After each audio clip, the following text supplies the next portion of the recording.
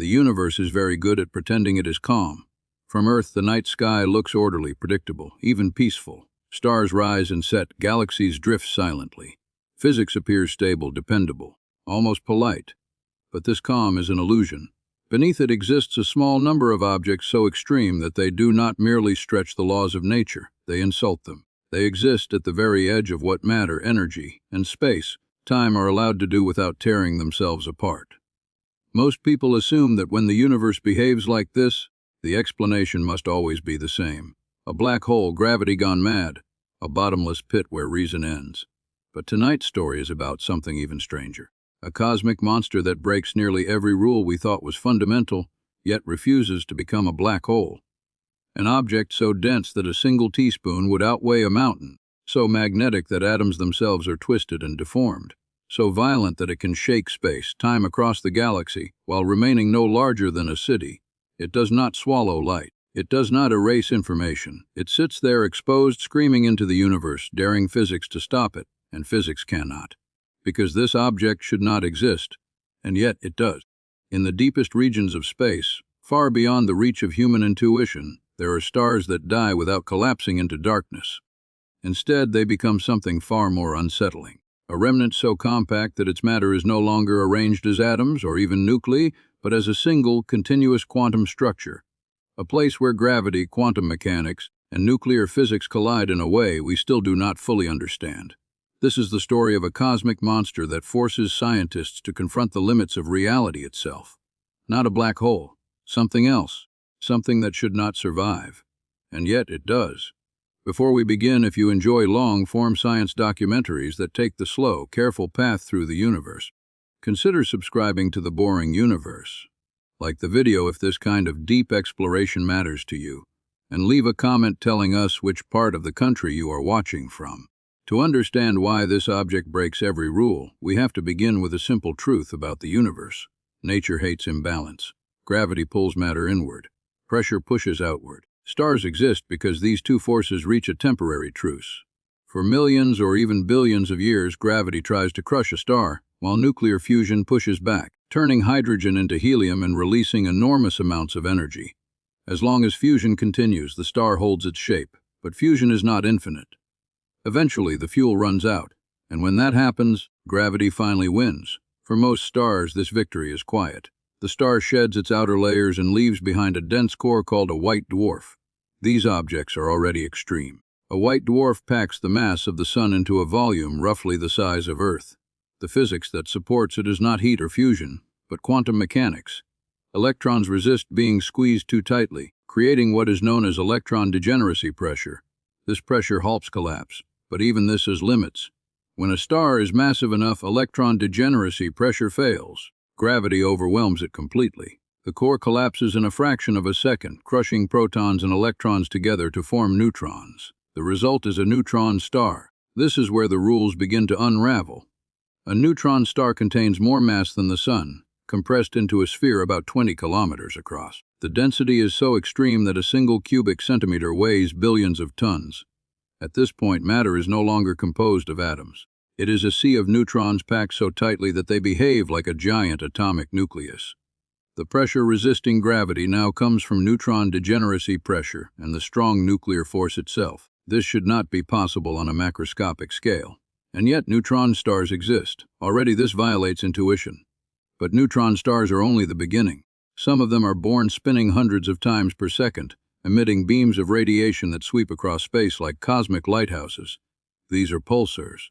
Their precision rivals atomic clocks. Others emit bursts of X-rays and gamma rays as they accrete matter from companion stars. But a small subset of neutron stars go even further. They become something else entirely. These are magnetars. A magnetar is a neutron star with a magnetic field so intense that it defies comprehension. Typical neutron stars already have strong magnetic fields. But magnetars amplify this to absurd levels. Their magnetic fields can be 1,000 trillion times stronger than Earth's. If a magnetar were placed halfway between the Earth and the Moon, it would erase every credit card on the planet and tear the iron atoms out of your blood. From that distance, magnetic fields this strong should destabilize the star itself. They store vast amounts of energy, warping the star's crust and twisting its interior. Theoretical models once suggested that such fields could not exist for long. They should decay rapidly or tear the star apart. And yet magnetars persist. The surface of a magnetar is a nightmare landscape. There is no atmosphere in any conventional sense. The gravity is so strong that mountains can only be millimeters tall. The crust is a rigid lattice of atomic nuclei immersed in a sea of electrons. Beneath that crust lies superfluid neutron matter, flowing without friction. Magnetic stresses build up over time, distorting this crust until it fractures. When it does, the result is a starquake, not a metaphorical one, a literal fracture of a stellar surface. When a magnetar's crust cracks, it releases more energy in a fraction of a second than the sun emits in hundreds of thousands of years. These events are observed as gamma-ray flares, the most energetic explosions known in the universe since the Big Bang. In 2004, one such flare was detected from a magnetar called SGR 180620. It was so powerful that it briefly altered Earth's ionosphere from across the galaxy. Satellites designed to observe nuclear detonations were overwhelmed by the signal. This alone would qualify magnetars as cosmic monsters, but the deeper violation lies in how close they are to becoming something else. According to general relativity, there is a maximum mass a neutron star can have before it collapses into a black hole. This limit is known as the Tolman-Oppenheimer-Volkoff limit. Beyond it, no known force can resist gravity. The exact value depends on the poorly understood behavior of matter at nuclear densities, but it is believed to be around 2 to 3 times the mass of the Sun. Many magnetars sit dangerously close to this threshold. They exist on the edge of gravitational collapse. Add a small amount of mass or lose a bit of internal pressure, and they should disappear behind an event horizon. And yet they do not. They remain stable, luminous, and violent. Something inside them is holding the line. This is where the rules truly begin to blur. The internal structure of a magnetar is not fully understood. Some models suggest exotic states of matter, such as hyperons or deconfined quarks. Others propose that the intense magnetic fields themselves modify the equation of state of matter, changing how pressure responds to density. In such conditions, even the vacuum behaves differently. Quantum electrodynamics predicts that space itself becomes birefringent, altering how light propagates through the magnetic field. In other words, magnetars do not just break the rules of astrophysics. They push into regimes where separate branches of physics collide. Gravity, quantum mechanics, nuclear forces, and electromagnetism all become equally important. Our theories, which work beautifully in isolation, struggle when forced to operate together. And yet, magnetars are not theoretical curiosities. They are observed objects. We see their bursts. We measure their spin rates. We map their magnetic fields indirectly through their emissions. They are real. Which means the universe has found a way to stabilize something that our equations barely tolerate. Perhaps the most unsettling aspect of magnetars is their role in one of the most mysterious phenomena in modern astronomy: fast radio bursts. These are millisecond-long flashes of radio energy originating from distant galaxies. For years, their source was unknown. They released enormous amounts of energy in an instant, far more than typical stars could explain. Some theories invoked alien technology, others proposed exotic cosmic strings. But in 2020, a magnetar within our own galaxy produced a fast radio burst-like signal. For the first time, a direct link was established. Magnetars were no longer just extreme stars. They became candidates for explaining one of the universe's strangest signals: objects capable of releasing colossal energy without destroying themselves.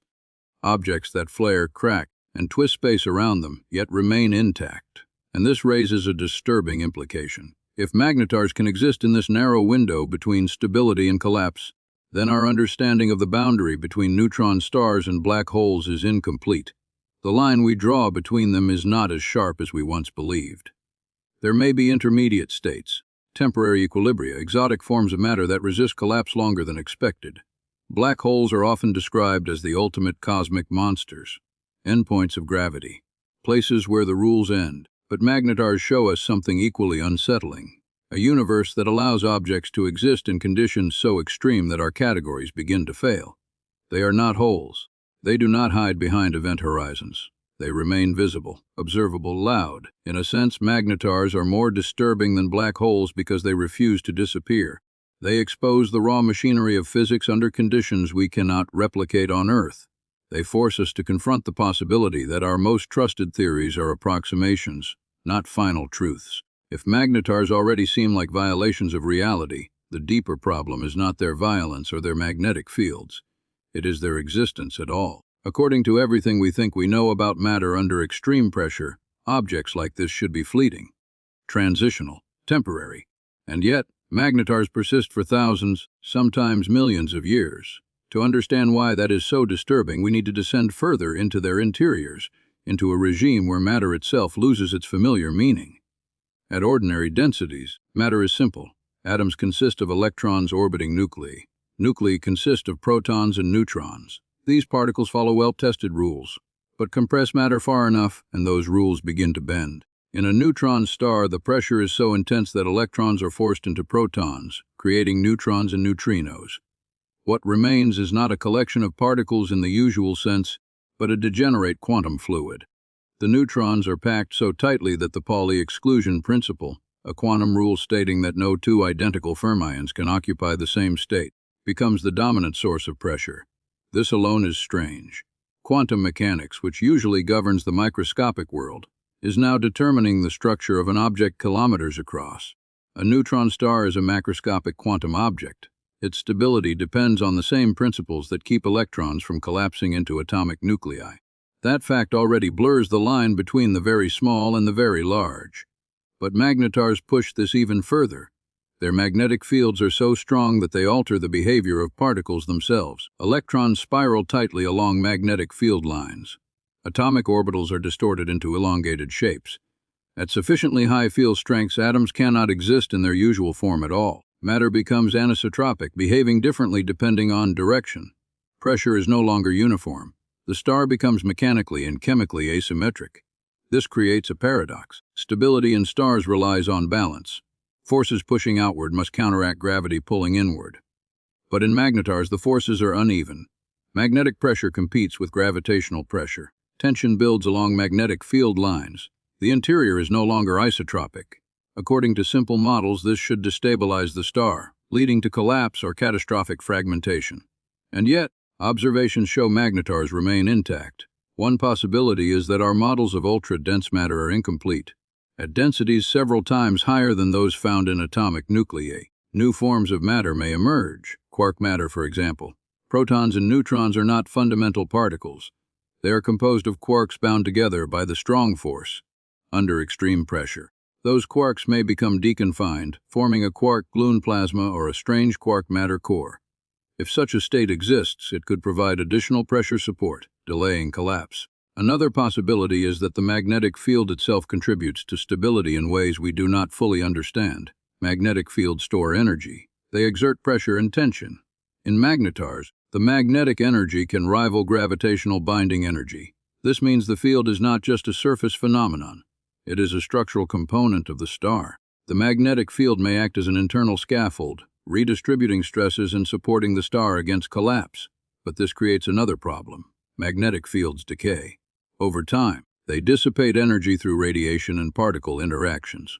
If magnetars rely on magnetic support to remain stable, then as their fields decay, they should eventually cross the threshold into black hole formation. And yet, we do not observe magnetars quietly disappearing. Instead, they remain active until they gradually cool and fade, still not becoming black holes. This suggests that whatever holds them up is not purely magnetic. Something else is contributing. Something hidden deep in the star's core. One of the most radical ideas is that magnetars contain phases of matter that do not exist anywhere else in the universe.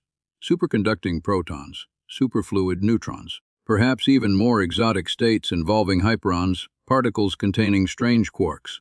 Each of these possibilities changes the internal pressure profile of the star. Each alters the maximum mass it can support. But there is a limit to how much exotic physics can help. Beyond a certain point, gravity should still win. And yet, magnetars appear to hover near that limit without crossing it. They exist in a kind of suspended contradiction. Too massive to be comfortable. Too stable to collapse. This tension becomes even more apparent when magnetars interact with their surroundings. Some magnetars exist in binary systems, slowly accreting matter from a companion star. Every atom that falls onto their surface adds mass. Each addition nudges the star closer to the theoretical collapse threshold. According to conventional wisdom, this process should eventually trigger black hole formation. But in several observed systems, magnetars appear to tolerate accretion without catastrophic collapse. This forces astrophysicists to confront an uncomfortable possibility. The boundary between neutron stars and black holes is not a sharp cliff. It may be a broad, complex landscape with multiple paths and intermediate plateaus. Magnetars may occupy one of those plateaus. Objects that are not quite neutron stars as we once defined them, but not black holes either. If this is true, then black holes are not the inevitable outcome of extreme gravity. They are one possible outcome among several, and that changes how we think about the universe at a fundamental level. The story becomes even stranger when we consider time. Black holes are simple in a certain sense. Once formed, they are defined by just a few properties: mass, charge, and spin. Magnetars, by contrast, evolve. Their magnetic fields twist, decay, and reconnect. Their crust fracture, their spin slows. Their interiors cool. They are dynamic, complex, and violent. They do not hide their processes behind an event horizon. They display them openly. This makes magnetars uniquely valuable laboratories for extreme physics. By observing their emissions, scientists can infer properties of matter at densities and energies impossible to reproduce on Earth. Every burst, every flare, every glitch in their rotation carries information about their internal structure. One such phenomenon is the sudden change in rotation rate known as a glitch. Magnetars, like other neutron stars, spin with incredible regularity, but occasionally they suddenly speed up or slow down by a tiny amount. These glitches are thought to result from interactions between the star's crust and its superfluid interior. When angular momentum is transferred between these components, the star's rotation changes abruptly. In magnetars, glitches are often accompanied by bursts of radiation. This suggests a coupling between mechanical stresses in the crust and magnetic stresses in the interior. The star is not just a rigid object. It is a living system of interacting quantum fluids and fields, and this brings us to the most unsettling implication of all. If magnetars can exist in this delicate balance, then there may be other objects even closer to the edge, objects that hover just shy of forming an event horizon, objects that exhibit properties of both neutron stars and black holes. These hypothetical objects are sometimes called black hole mimickers or exotic compact objects. Some theories propose gravastors, objects with a de Sitter core and a thin shell of matter. Others suggest boson stars, composed of hypothetical particles that obey different quantum statistics. While these remain speculative, magnetars demonstrate that nature is willing to explore extreme solutions. The universe is not obligated to choose the simplest outcome. It is free to experiment. This realization forces a re-examination of black holes themselves. Perhaps they are not the final word on gravitational collapse. Perhaps they are simply the cases where all other resistance fails. Magnetars show us what happens when resistance almost fails, but not quite.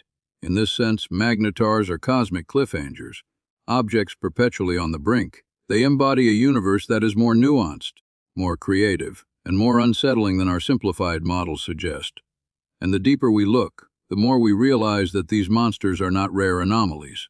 They are part of a broader pattern, a universe that thrives on extremes, that builds structures at the edge of possibility, and that refuses to resolve its tensions cleanly. The rules are not broken in the sense that physics stops working. They are broken in the sense that our expectations fail. Magnetars obey the laws of nature, but those laws operate in regimes we barely understand. They expose the seams between our theories. They reveal where our equations stop being comfortable. If magnetars challenge our understanding of how matter survives extreme gravity, they create an even deeper problem when viewed through the lens of spacetime itself. Gravity is not merely a force in modern physics. It is geometry. Mass tells spacetime how to curve, and spacetime tells mass how to move. This elegant idea, formalized by Einstein's general relativity, has passed every experimental test we have thrown at it. Black holes are its most famous prediction. When mass is compressed beyond a critical limit, spacetime curves so violently that an event horizon forms. Beyond that horizon, all paths lead inward. Causality collapses, the future ends. Magnetars exist uncomfortably close to this fate. From the outside, a magnetar looks deceptively ordinary for an object of its mass. Light escapes. Radiation streams outward. Space around it is warped, but not catastrophically so. There is no horizon, no point of no return.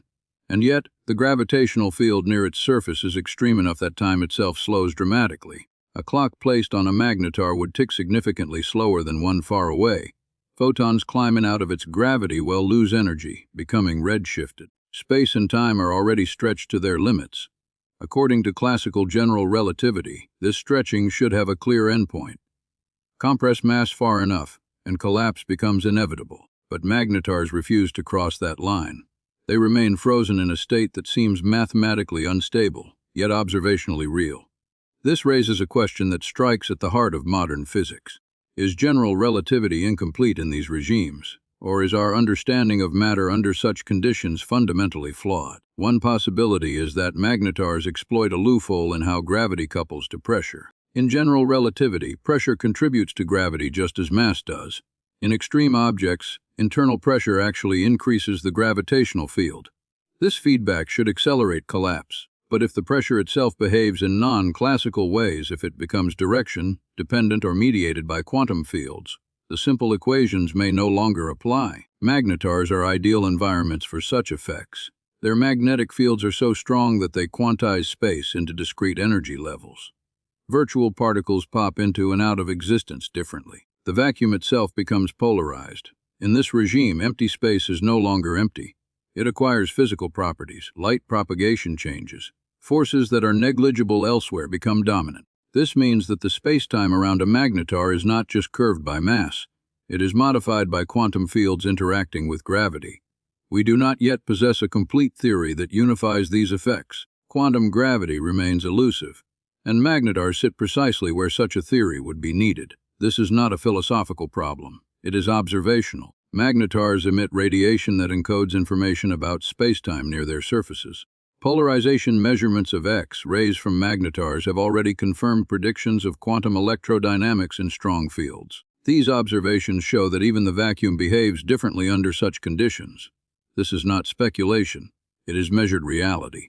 But if quantum effects can modify electromagnetism so dramatically, there is no reason to believe gravity is untouched. The curvature of spacetime near a magnetar may differ subtly from what general relativity predicts.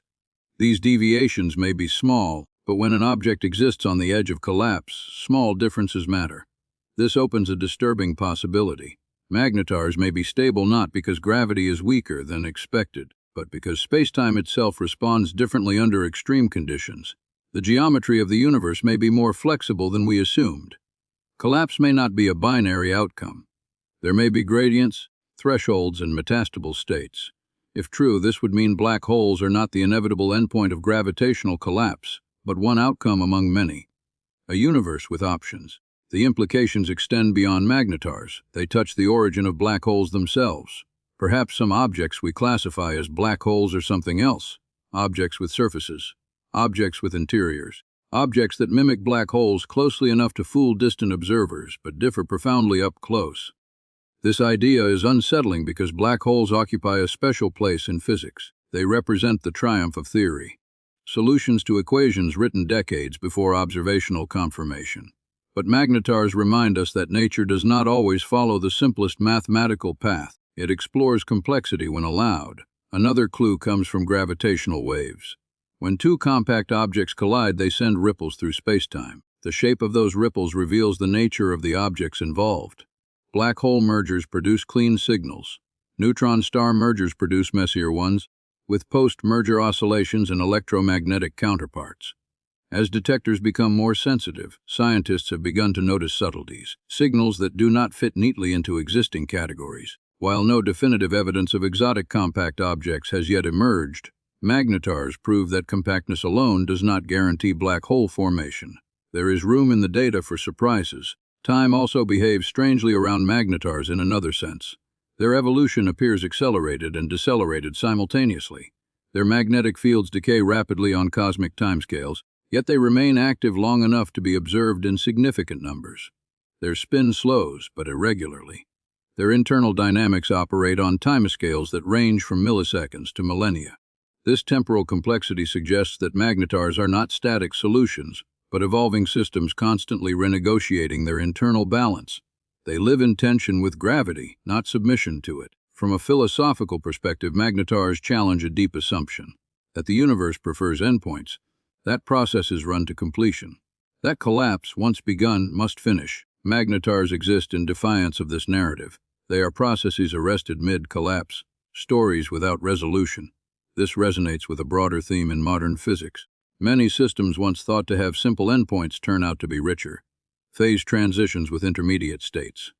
Quantum systems with metastable configurations. Cosmological models with prolonged inflationary phases. Nature often delays resolution. Magnetars may be another example of this tendency. A cosmic delay, a gravitational hesitation. And yet, this hesitation is violent. Magnetars are not quiet compromises. They release stress explosively. Their flares crack spacetime's calm fat aid. They announce their instability loudly. The universe allows them to exist, but not peacefully. This duality is what makes them true cosmic monsters. Not because they destroy everything around them, but because they expose contradictions. They show us that our neat divisions between star and black hole, between classical and quantum, between stability and collapse are conveniences, not absolutes. As observations improve, magnetars may become testbeds for the next generation of physics, not through controlled experiments, but through careful listening. Every burst is a data packet from a regime we cannot touch. Every oscillation is a clue. The universe has given us a gift we did not ask for, an object that refuses to simplify itself, an object that lives at the edge of what should be possible. And magnetars may not be the end of this story. They may be signposts, indicators that the cosmos is capable of building structures far more intricate than our categories allow. The monster does not hide in darkness. It stands in the open, bending space-time, twisting fields, and surviving where it should not. And by doing so, it forces us to confront a truth that physics has long resisted. The universe does not owe us simplicity.